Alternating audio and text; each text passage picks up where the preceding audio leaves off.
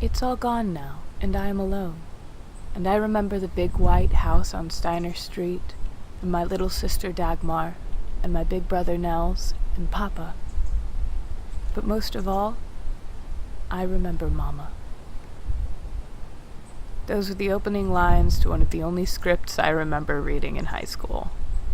Way back when I thought I'd always give a fuck about acting.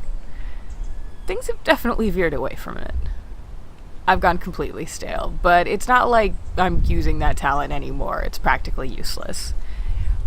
I remember Momma was a play or a TV show. I can't remember. I only read the script, never saw it performed.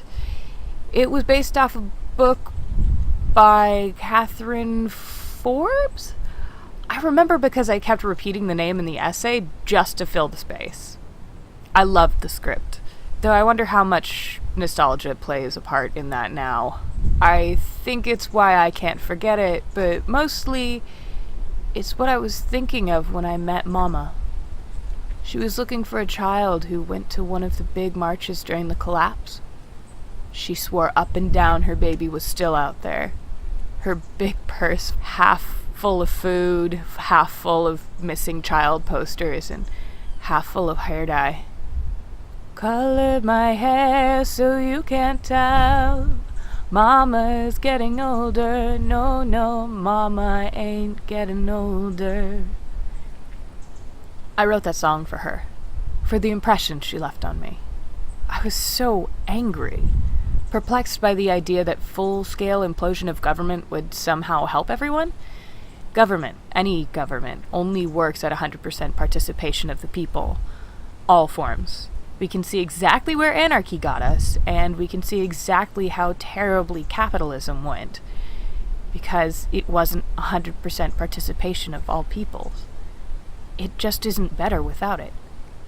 But then Momma came along, and joined us at our campfire on Haight Street, sat next to us and showed us photos of her baby, and told us stories about single motherhood, about how she missed her husband, and she hoped she could still find his headstone with the streets all messed up like they were.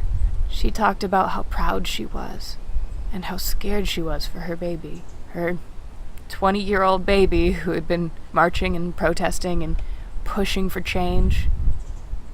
Always my baby, always my strong child. I wonder what it's like to have parents who think of you like that. Ones that are proud of you for what you've accomplished for yourself, instead of just what they think of as accomplishments. Someone who wants to protect you and wants you to come home, but lets you live your life outside of the confines of what they wish they did when they were your age. However that feels, I think I felt a bit of it just listening to her speak. She barely talked about herself. I think she was hiding all that worry in those stories. I don't remember what the name was that her child chose, but I remember it meant lion's child, according to her, according to her kid. She said every time she asked if father was the lion, that her baby would just grin. She said it had to be him, but we all smiled because she must have been looking too closely at her roots when she dyed her hair and not at the full mane. She must be too busy laughing to hear the way it roared from her lungs. Too angry defending her baby when someone talked shit about marches and protesters. Too focused to see how determined she was to find her cub. We knew who the lion was. And she was someone you wanted on your side. She's someone you called Momma because she told you to call her Momma, and because you always wanted a mama like Lion Mama. Apparently her baby gave her that name. Not Mama, but Momma.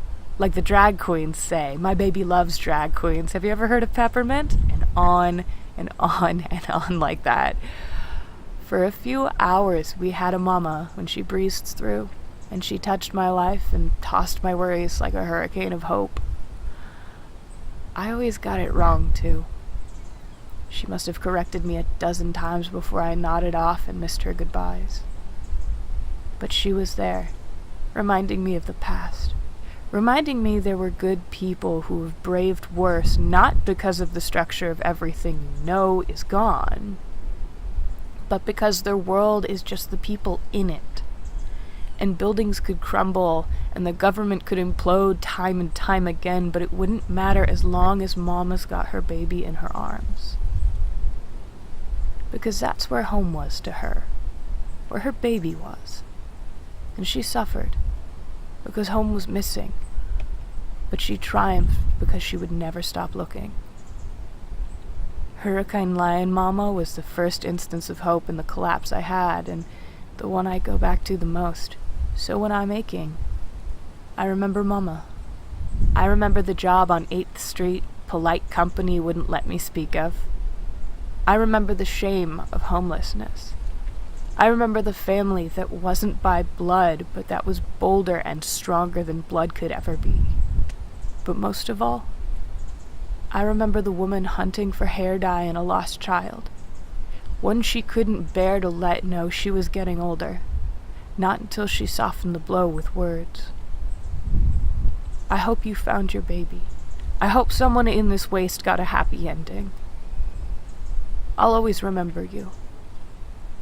I'll always remember Momma.